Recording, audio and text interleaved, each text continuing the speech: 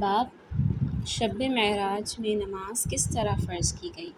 حضرت انس رضی اللہ عنہ سے روایت ہے، انہوں نے کہا، حضرت ابو ذر رضی اللہ عنہ بیان کرتے تھے کہ رسول اللہ صلی اللہ علیہ وسلم نے فرمایا، جب میں مکہ میں تھا تو ایک شب میرے گھر کی چھت پھٹی، حضرت جبرائیل علیہ السلام اترے، انہوں نے پہلے میرے سینے کو چاک کر کے اسے آب زمزم سے دھویا، پھر ایمان و حکمت سے بھرا ہوا سونے کا ایک طشت لائے اور اسے میرے سینے میں ڈال دیا، بعد میں سینہ بند کر دیا، پھر انہوں نے میرا ہاتھ پکڑا اور مجھے آسمان کی طرف لے چڑھے۔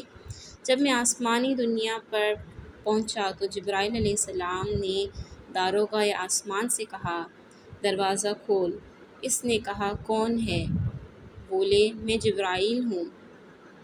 پھر اس نے پوچھا، یہ تمہارے ہمراہ کون ہے؟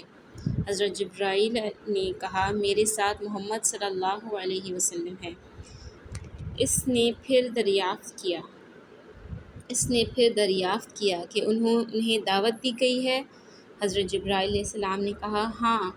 اس نے جب دروازہ کھول دیا تو ہم آسمان دنیا پر چڑھے، وہاں ہم نے ایک ایسے شخص کو بیٹھے دیکھا جس کی دائیں جانب جم غفیر اور بائیں جانب بھی انباء کثیر تھا۔